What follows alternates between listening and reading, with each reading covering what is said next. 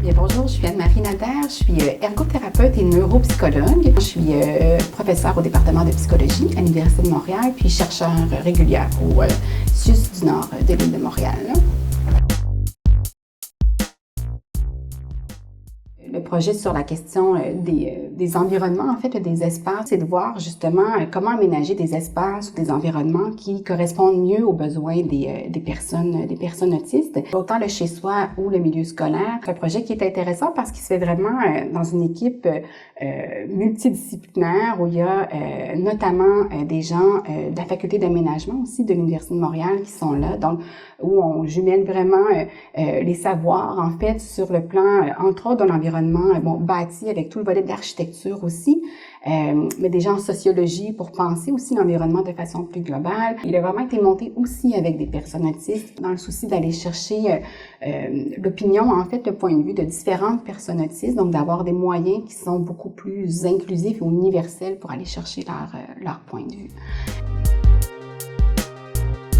Force est de constater que plusieurs personnes autistes demeurent actuellement dans un endroit qui est peu ou très peu adapté à leurs besoins.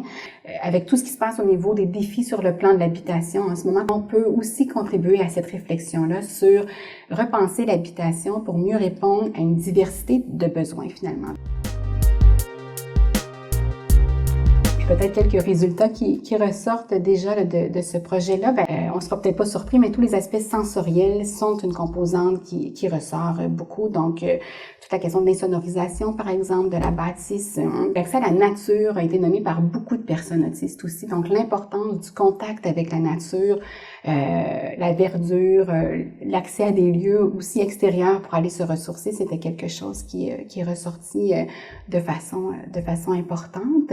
Puis sinon, peut-être un dernier exemple, c'est comment les lieux peuvent être pensés pour permettre à la personne de pouvoir avoir du contrôle aussi sur la régulation sociale. Donc, des espaces où on peut être un peu plus seul, en petits groupes, en grands groupes. Ça, c'est un autre volet qui a été identifié par plusieurs personnes, mais ce besoin aussi d'avoir un espace à soi. Cette place aussi des intérêts et des passions qui sont souvent quelque chose qui est quelque chose qu'on voit chez plusieurs personnes autistes et qui est beaucoup plus qu'un loisir finalement, qui est vraiment quelque chose qui apporte un baume sur les défis aussi du quotidien, comment le chez-soi devient un lieu très privilégié pour pouvoir prendre part à ses intérêts, avoir un espace pour ses passions et ces intérêts-là qui jouent vraiment un rôle au niveau du bien-être, de pouvoir apaiser justement cette surcharge-là qui est souvent là, par exemple, en fin de journée ou qui se cumule dans le temps aussi. Donc, de pouvoir avoir un espace-temps dans le chez-soi qui permet ça, c'est jugé de façon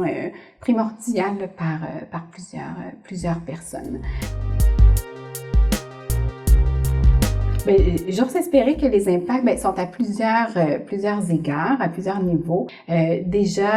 Donc cette question qui a mis en lumière des grands besoins sur la question du chez-soi aussi, où plusieurs nomment qui, par faute financière ou par faute d'accès aussi par rapport à toute la question de l'habitation en ce moment, se retrouvent dans des contextes de vie qui répondent peu à leurs besoins et comment le chez-soi est vraiment un havre de paix pour plusieurs personnes autistes. Donc, il y a tout l'aspect de la contribution au niveau des politiques, au niveau de la justice sociale autour des politiques sociales que l'on met en place, d'une part. Puis d'autre part, je pense qu'une chose qui est récurrente dans les projets que l'on mène aussi, c'est de permettre aux gens de s'exprimer aussi, donc d'aller sonder les personnes premières qui sont concernées par ces enjeux-là. Donc, autant dans la question des environnements que d'aller à la rencontre des enfants pour voir qu'est-ce que c'est une école qui correspond à tes besoins et qu'est-ce que c'est apprendre, une façon d'apprendre finalement qui te convient. Donc, de permettre aux personnes autistes de prendre part à cette réflexion-là.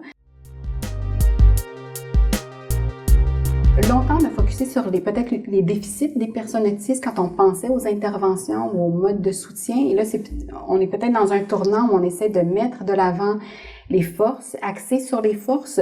On les documente, ces forces-là, en équipe. Donc, je pense que ça, c'est important. Et on n'a pas encore beaucoup d'outils sur comment utiliser les forces dans les différents modes d'accompagnement, que ce soit dans un contexte plus clinique, que ce soit dans le réseau scolaire, que ce soit dans un milieu communautaire.